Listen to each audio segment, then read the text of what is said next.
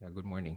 Uh, in this short video, we'll deal into a topic that I think many of you, especially in creative and technical, who are product-focused entrepreneur, might be tempted to glaze over.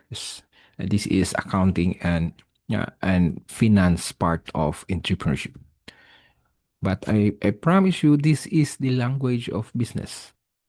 If you can't speak accounting or finance, it would be hard for you to negotiate with investors.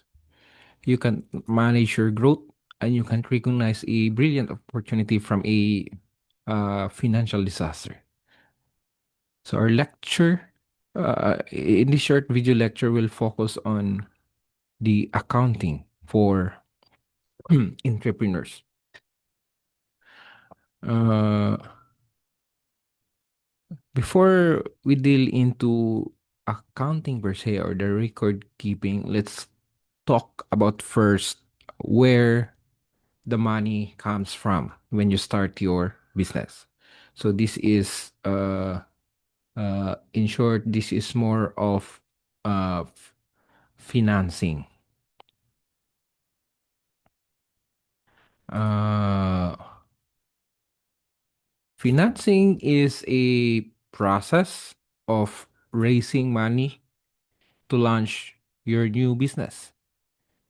And typically, these funds fall into two main categories: the debt and the equity.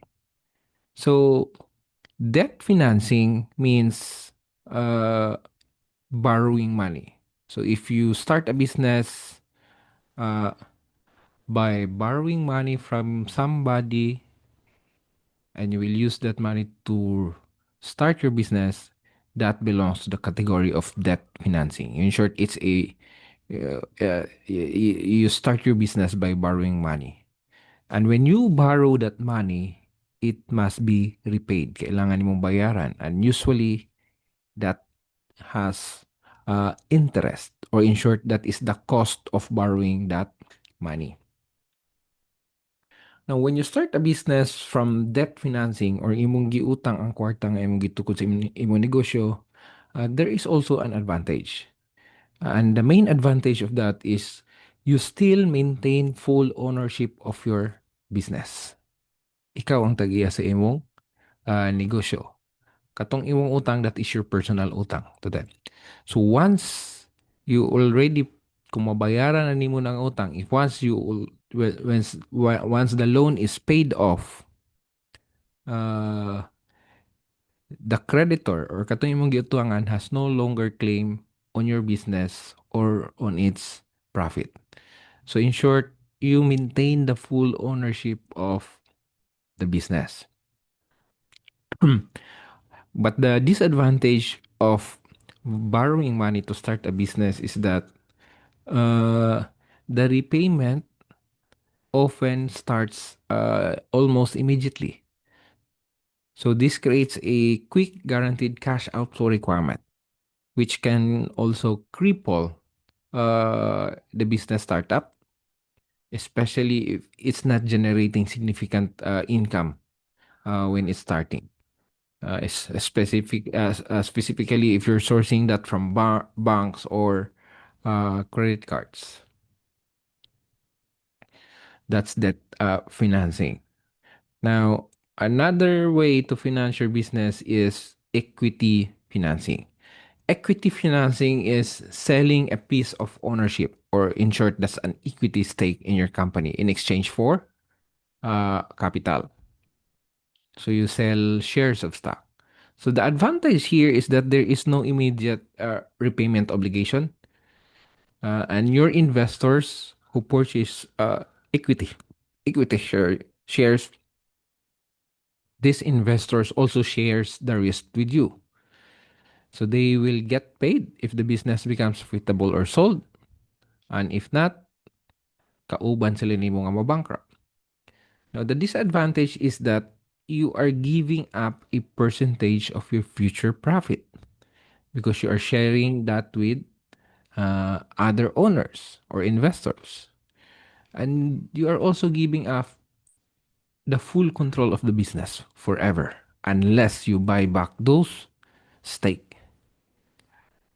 So there are some key players here. We call that them as the angel investors. When you say angel investors, these are wealthy individual with high risk tolerance. They can invest in your business. If you know somebody who are wealthy and who is uh, who believes in your product or your concept, then they are considered angel investors if they invest in your business and you offer them a shares of stock in the business.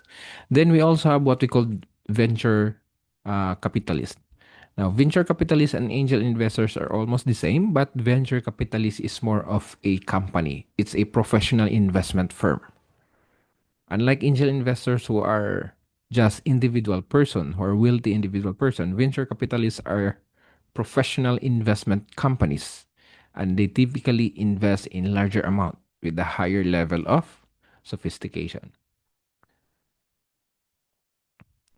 So those are your mga potential investors. So if you have mga family or relative individual who are wealthy who will finance your business and they share profit from the business, then they are considered angel investors. Pero kung imuhar na silang giutangan, then you start a business, then imo rang bayaran tong utang, then that is just debt financing. So sa debt financing, they do not have control over your business. You just pay your utang and the interest. But if they are shareholders or they are part owner of the business because they invest, then they may have control in the business or they have some interest in the business. So that's for equity financing. Then there are also mga creative financing method that are used nowadays by some businesses. These are the what we call the no loan finance strategy. So katong duha ganiha, it involves debt and ownership. Now these are mga strategies wherein you have no strings attached to a debt or to an ownership. The first one is what we call bootstrapping.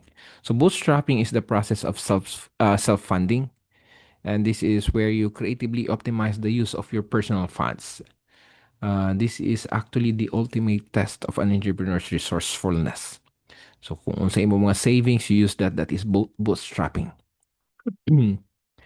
Bartending, on the other hand, this is like exchanging goods and services for another goods or service instead of uh, cash. Let's say, for example, you are a lawyer or uh,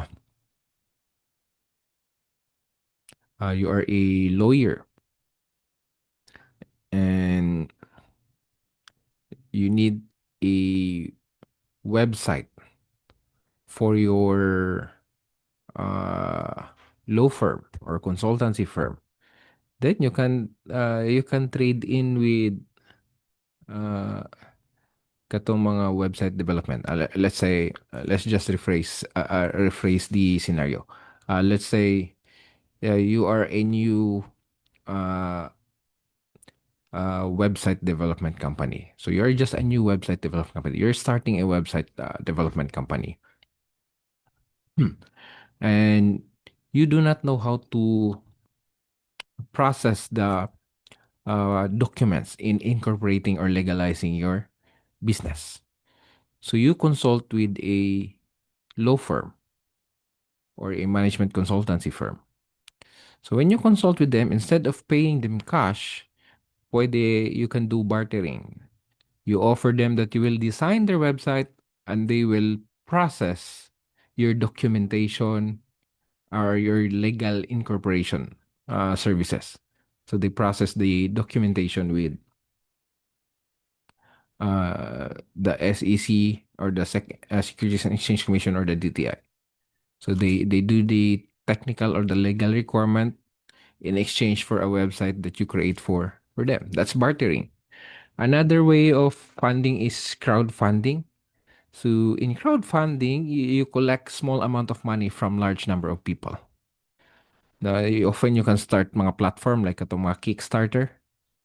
Uh, so, mura siya o more siya you ask small amount of money from uh, various people. It's sort of a donation or to start your business. So those are crowdfunding. Those are ways. There are a lot of platform online for crowdfunding that you can use. So those are the sources of funds to start your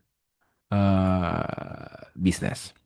Now let's go to the system to track the money. Katong ganiya is more of the source of funds or money coming in to start your business.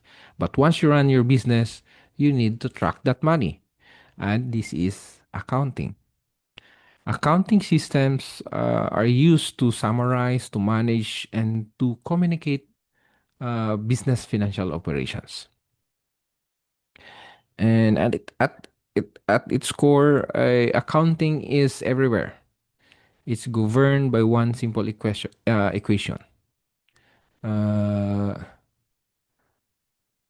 if you're confused with any accounting topics or uh, if you forgot anything from what I've discussed today, at least remember this one: that assets is equals liabilities from plus owner's equity. Now, this is the basic accounting equation, and this must always be balanced. So the assets should always be equals to the liabilities and owner's equity. So when you say assets, that's what the company own, and that's what the company can derive future value from. An example would be the cash, your inventory, your equipment, your building. So that's what you own. That's what your business own, and that's where you can derive future value from. Then another aspect of that equation is the liabilities. So when you say liabilities, these are what the company owes to parties, to outside parties. In short, these are your utang. So kung ang asset is what you own, liabilities is what you owes to outside parties. These are debts. So diri mosulod ang inyong mga loans, your credit card balance, uh, your mga liabilities sa tax. So these are liabilities. The last part there is owner's equity. So owner's equity, this is the residual claim on assets and the business. So in short, this is what the business worth after you paid all the debt. Right? So let's say when you say asset, this is the value of the business. This is all you own. The materials that you have, the inventory, the building, the cash. Now, before you were able to get that resources, uh, you need to balance that, or the value of that is equivalent to what you put into the business. Now, if wala ka ng utang, wala kay utang, so ang tanang building, tanang resources, cash, tanang inventory in your business, it comes from your own savings, then the asset would be equals to liabilities. The liability value will be zero, and the owner's equity will be equivalent to that asset. So in short, all of the equipment, the building, the materials, the inventory are all funded from your own money. Now, there are some who will start a business with a combination of utang and your own personal savings. Let's say, to purchase an equipment for your business, you will pay. Let's say, for example, you will pay a down payment for that one. Uh, you will pay a down payment. That portion is your owner's equity. Now the balance will become your liability. That will be your utang. So that is the value. So let's say, for example, your asset is the equipment, You pay a certain amount for your down payment. That is the value that you uh, uh, that you fund. Then the balance would be liabilities or the utang. So that's why the asset is equals liabilities plus the owner's equity. So you just try to understand this one. I know this will take time for you to learn on this one, but at least try to understand the concept. Hmm. Now let's go to the three essential financial statement. Uh, because this mga financial statement can provide you a complete picture of the business performance and the financial health. First, we'll have the income statement. So when you say income statement, this just provides the result of the company's operation over a specific period of time, basically a month, a quarter, or a year. Uh, this is it shows whether your business made profit or incurred a loss. Now the formula here is very straightforward. Revenue is all your sales or your income. You less all your expenses, and that is your net income or your profit. But there are crucial element that needs to be calculated. Let's say the gross profit and the contribution margin. The gross profit, those are the direct costs attributable to the production of the goods. The gross profit are the selling price minus the cost of goods sold. Uh, for an entrepreneur, what is important is to track the contribution margin. Contribution margin is the sales minus the variable cost.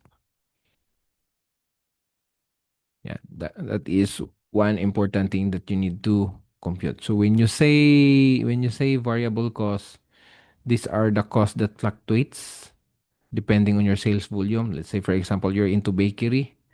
So the variable costs are the expenses that are associated with the product that you create. So kung daghan kag himuon nga pan, daghan kag gasto na ingredients, packaging.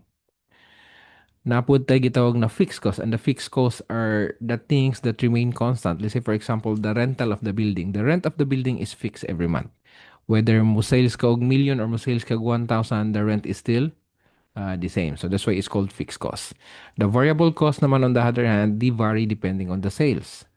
Like let's say if you are into bakery, so kung daghan kag himuon nga tinapay, mas daghan kag gasto sa ingredients. So those gasto of that ingredients is the variable cost.